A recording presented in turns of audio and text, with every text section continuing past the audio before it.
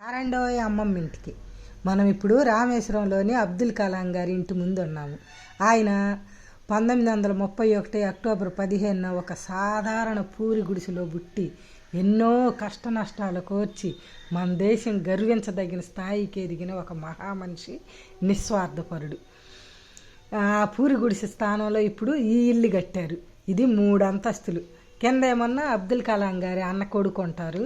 పై అంతస్తులోనేమన్నా అబ్దుల్ కలాం గారు వాడిన వస్తువులు, ఆయన బట్టలు, ఆయనకి వచ్చిన ఎన్నో అవార్డులు, ఆయన చదివిన బుక్స్,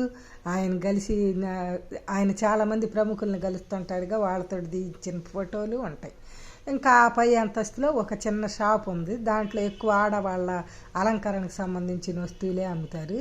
ఇంక ఈగాక అబ్దుల్ కలాం గారి మెమోరియల్ ఉంది. అది సూపర్ ఉంటుంది. అసలు అక్కడికి వెళ్తే ఇంకా రాబుద్దే కాదు. ఇవన్నీ మనము రామేశ్వరం సైట్ సీయింగ్లో చూడవచ్చు. మీరు రామేశ్వరం వెళ్ళినప్పుడు తప్పనిసరిగా ఇవన్నీ చూసి మీరు కూడా సంతోషంగా ఎంజాయ్ చేసి రండి. అది చాలా పేద కుటుంబం అంట. అబ్దుల్ కలాం గారు చిన్నతనం నుంచి తన తండ్రికి ఎంతో అండగా ఉండి తనకు చేతనైన సహాయం చేసేవాడంట. పాపం ఆయన సైకిల్ మీద తిరుక్కుంటా ఇంటింటికి వెళ్ళి పేపర్లు వేసేవాడంట.